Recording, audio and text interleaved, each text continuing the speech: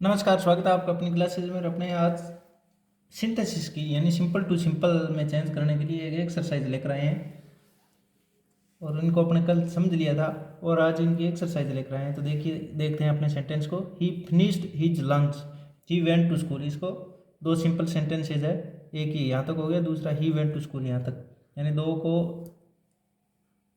Combine करके synthesis करके इसको सिंपल में चेंज करना, यानी एक सेंटेंस बनाना है। तो देखते हैं, बनाते हैं। He finished his lunch, he went to school. तो अपने देखते हैं ही और इधर भी ही, दोनों सब्जेक्ट सेम है। सब्जेक्ट सेम है तो अपने पार्टिसिपल वाले से चेंज कर सकते हैं। तो इसके कैसे चेंज करेंगे? He finished his lunch, he went to school. जो पहले वर्क हो रहा है उसको अपने पार्टिसिपल में चेंज करके चेंज कर देंगे। तो फिनिश्ड है यानी सेकंड फॉर्म है, तो इसको हैविंग फिनिश्ड के अंदर चेंज करेंगे, यानी परफेक्ट पार्टिसिपल के अंदर चेंज करेंगे। हैविंग फिनिश्ड हिज लंच, यहाँ कोमा, आगे ही वेंट टू स्कूल। इस प्रकार इसको चेंज कर दिया। हैविंग फिनिश्ड यानी फिनिश्ड के आगे हैविंग लगाकर इसे परफेक्ट पार्टिसिपल बोलते हैं, क्योंकि ये कार्य हो चुका और हो चुका, चुकी, चुके, वो अपने परफेक्ट के अंदर यूज करते हैं। तो यहाँ परफेक्ट पार्टिसिपल का यूज कर दिया। हैविंग प्लस थर्ड फॉर्म का मतलब परफेक्ट पार्टिसिपल होता है। आगे बढ़ा। Ashoka was a great emperor. First sentence एक सिंपल सेंटेंस हो गया। ही स्प्रेड बुद्धिज्म। तो इसको चेंज करने के लिए अपने देखना है कि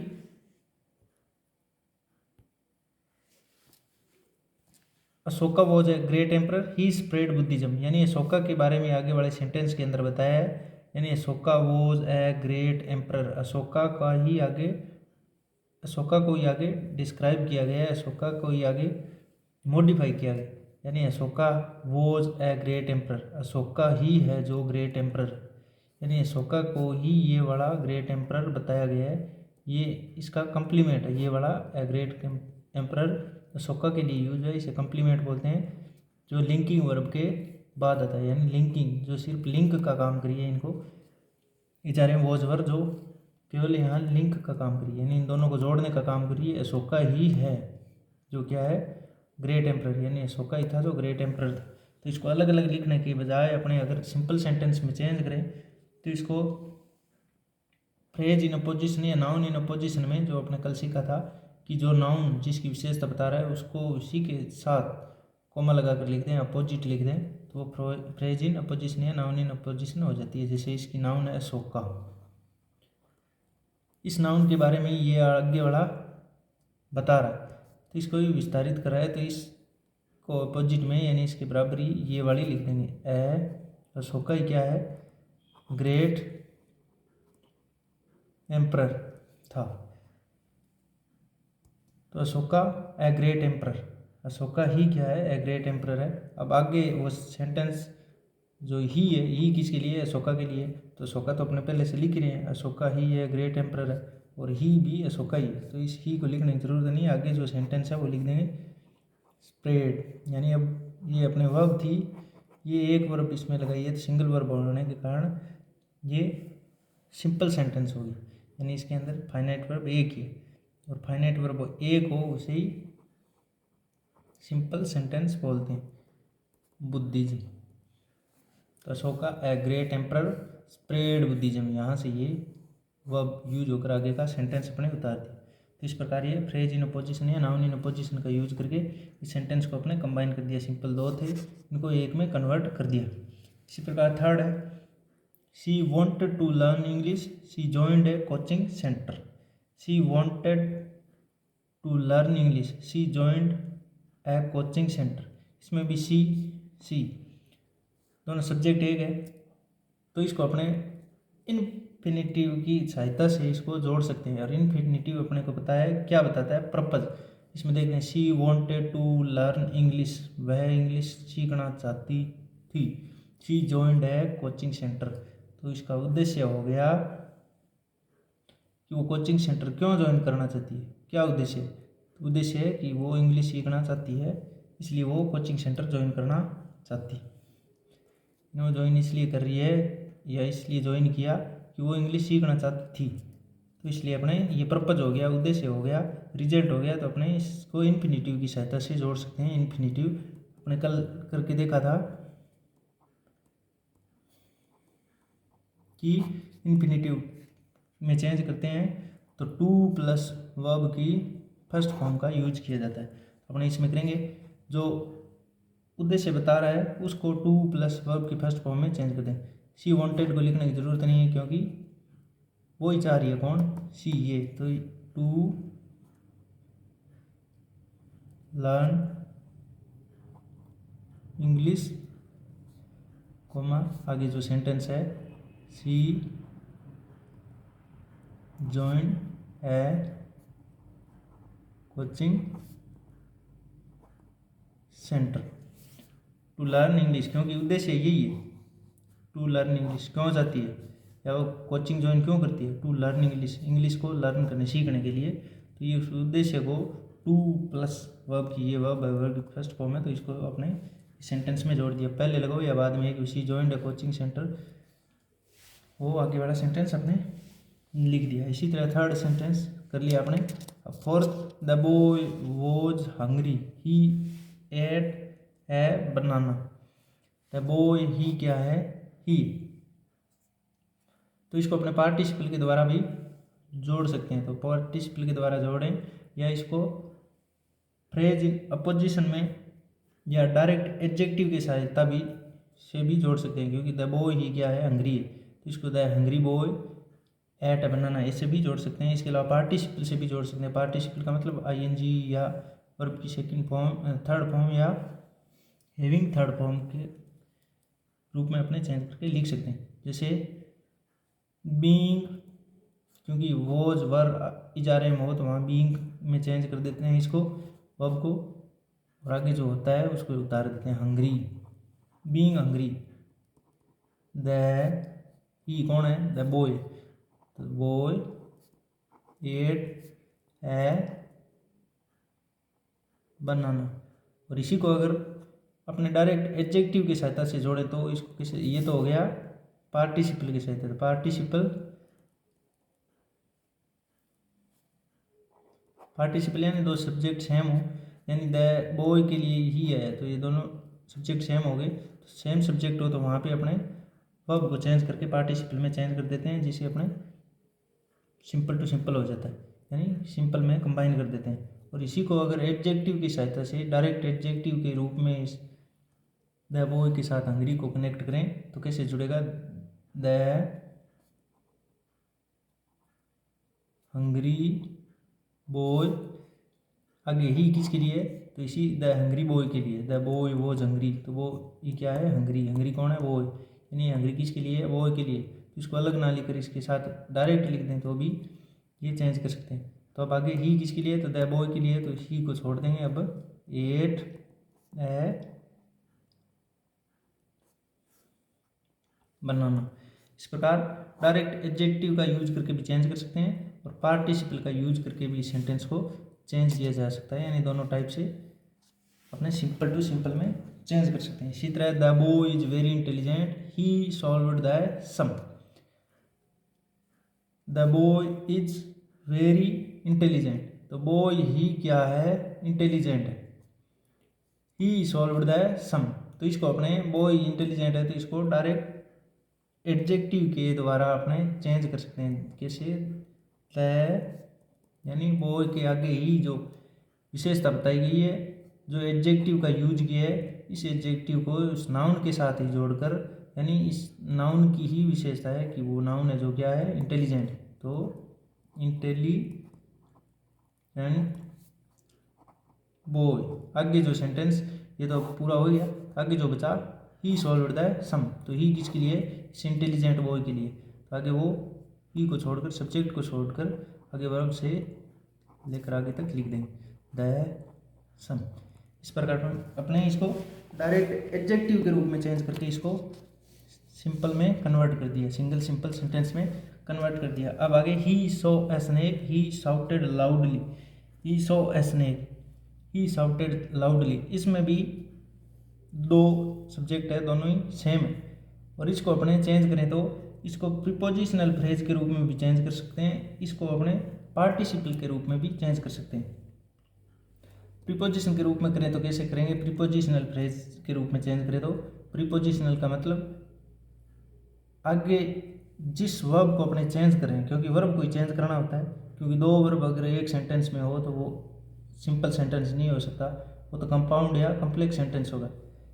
तो इस वर्ब को ही अपने चेंज करना होता है, तो वर्ब को चेंज करते हैं उसके पहले अपने प्रीपोजिशन का यूज करते हैं, इसीलिए इसको प्रीपोजिशनल फ्रेज बोलते हैं। और फ्रेज उसे कहते हैं जिसमें दो या दो से अधिक शब्द हो। तो इसमें एक प्रीपोजिशन होगी और आगे कोई नाउन या कुछ और होगा। तो अपने इसमें he saw a snake on seeing a snake, snake दिखने पर, ही साउटेड लाउडली, आगे जो सेंटेंस है वो वैसा वैसा लिख देंगे, ही साउटेड लाउडली। इस प्रकार on seeing a snake, he shouted loudly, इसमें एक ही वर्ब है, तो एक फाइनाइट वर्ब होने के कारण ये सिंपल सेंटेंस हो गया, और ये वाला फ्रेज के रूप में काम कर रहा है। ये सेंटेंस था, इसको अपने फ्रेज बना दिया, और फ्रेज भी कौन सी, प्रीपोजिशन लगाकर, तो इसको बोल देते हैं प्रीपोजिशनल फ्रेज, क्योंकि वो स्नेक दिखने पर, तो पर के अर्थ के लिए अपने ऑन का प्रीपोजिशन ऑन का यूज किया। इसी तरह सेवंथ है, Mahatma Gandhi was the father of the nation, he led India to freedom. तो इसको चेंज करें तो Mahatma Gandhi was the father of nation, यानी महात्मा गांधी क्या है, फादर है, महात्मा गांधी ही क्या है, फादर ऑफ नेशन है। तो इसको लिंकिंग वर्ब की सहायता से दोनों को लिंक किया, दोनों को जोड़ा गया है। तो इनको अगर अपने लिंकिंग वर्ब को हटा दें तो ये सेंटेंस ना रहकर सीधी फ्रेज बन जाएगी, और अपने को चाहिए सिंपल सेंटेंस। सिंपल सेंटेंस का मतलब इन दोनों को जोड़कर कंबाइन करके सिंपल एक सेंटेंस बनाना है। तो एक बनाने के लिए अपने को एक सेंटेंस को तो फ्रेज में चेंज करना होगा, तो इसको अपने चेंज कर सकते हैं जैसे, यानी अपोजिशन फ्रेज, इन अपोजिशन के साथ चेंज करें तो महात्मा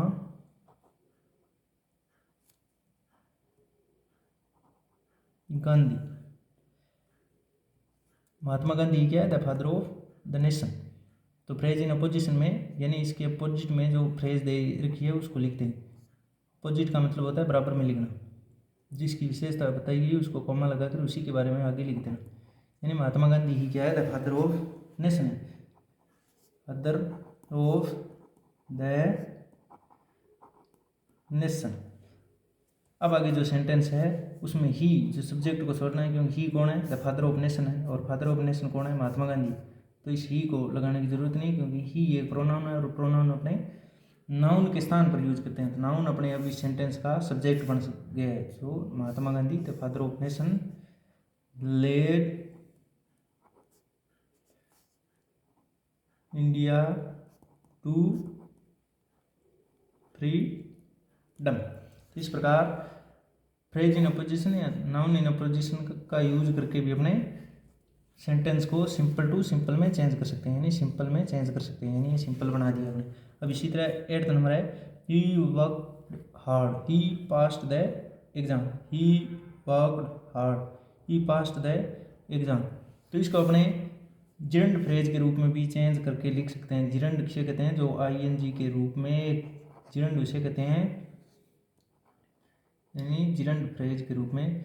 जिरंड एक वर्बल नाउन होती है, यानी वर्ब की बनती है, जैसे वर्ब है ये, वर्क, वर्क की अपने अगर जिरंड बनाए तो इसके साथ आईएनजी लगाकर जो बाद में वर्ब के रूप में काम नहीं आती वो नाउन के रूप में काम आती है। जैसे ही वर्कड हार्ड, इसको बनाए वर्किंग हार्ड, या by working hard he passed the exam, यानी ही वर्कड हार्ड, उसने कठिन परिश्रम किया, ही पास्ड द एग्जाम, इसलिए उसने एग्जाम पास किया।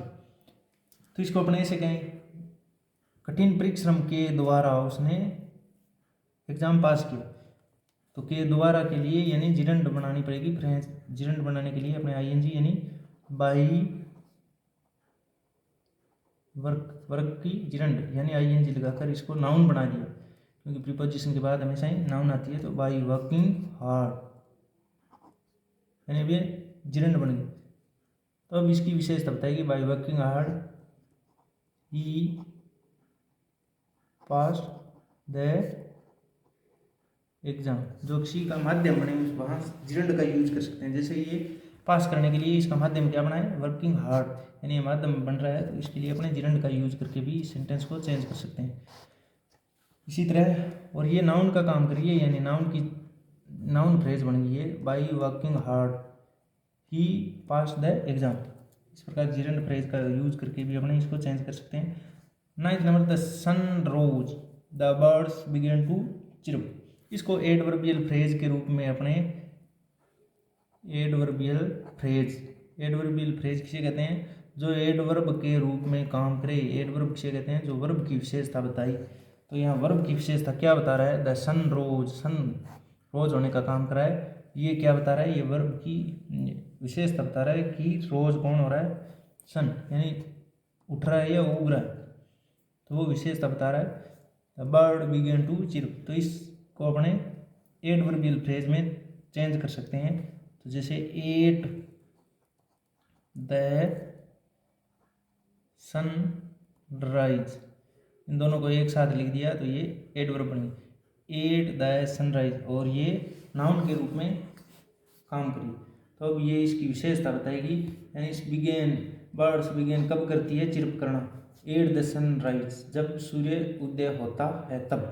तो ये इसकी वर्ब की बिगेन कब करती है, यानी इस वर्ब की विशेषता बताएगा। अब ये जो नाउन का काम कर रहा है, एट द सनराइज, तो ये पहले तो ये सेंटेंस था, द सन के बाद ये वर्ब थी, लेकिन अब एट द सनराइज, ये एक इस बिगेन वर्ब की पहचान करा रही है कि क्या होता है बिगेन और कब होता है, जब सनराइज हो, यानी कब, तो जब सनराइज हो यानी सूर्य उदय हो, तो भी इसकी विशेषता बता रहा है। तो ये सेंटेंस को जोड़ेंगे तो अब आगे, the birds began to chirp.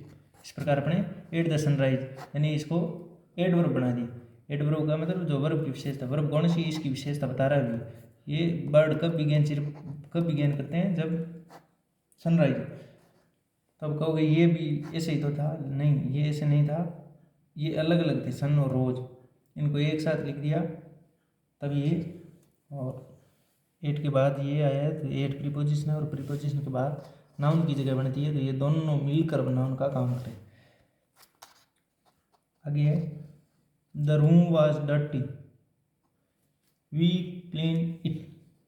तो इसको कैसे करें, द रूम वॉज डर्टी, यानी सीधी लिंकिंग वर्ब दे रखी है, जा रहे हैं वॉज वर्ब के बाद मेन वर्ब नहीं आ रही है, तो ये लिंकिंग वर्ब का काम करती है, यानी ये फाइनाइट वर्ब बनती है। तब ये आगे जो कम्प्लीमेंट दिया होता है, यानी आगे जो एडजेक्टिव दिया होता है वो कम्प्लीमेंट ही बनता है, यानी इसी की विशेषता बता रहा होता है, जो सब्जेक्ट है या इसी दोनों की वाइस वर्सा विशेषता बता रहे होते हैं, तो इन्हें लिंकिंग वर्ब बोलते हैं। तो इस प्रकार द रूम ही क्या है, डर्टी। तो इनको अलग अलग लिखने के बजाय अपने एक साथ लिखें, तो वी क्लीन इट, यानी ये इट कौन है, ये रूम ही, तो इसकी इट की जगह अगर अपने इन दोनों को मिलाकर लिख दें तो सेंटेंस पूरा हो सकता है। तो ये अपने डायरेक्ट एडजेक्टिव की तरह, यानी एडजेक्टिव का यूज करके अपने इसको चेंज कर सकते हैं। जैसे वी कैन द रूम कैसा है, डर्टी, तो डर्टी यानी एडजेक्टिव इस रूम की विशेषता बता रहा है, तो एडजेक्टिव उसके पहले आता है जिस नाउन की विशेषता बता रहा हो, तो नाउन ये है, इसकी विशेषता ये डर्टी बता रहा है, तो इस नाउन को लिख दिया बाद में। तो इस प्रकार ये भी कंबाइन हो गया, we clean the dirty room, कौन से रूम को करे थे, इट, यानी रूम को क्लीन करे थे, और रूम कैसा था, डर्टी रूम था। तो इस प्रकार ये भी कंबाइन करती है। तो आशा करते हैं आपको सिंपल को भी कंबाइन करके सिंथेसिस करना सीख गए होंगे। पहले अपने कंपाउंड, कम्प्लेक्स और अब सिंपल को भी करना सीख लिए है, एक्सरसाइज भी कर रही है। अब आपको आशा करते हैं समझ में आया हो, समझ में आया तो लाइक शेयर सब्सक्राइब करके बताएं ज़रूर। धन्यवाद।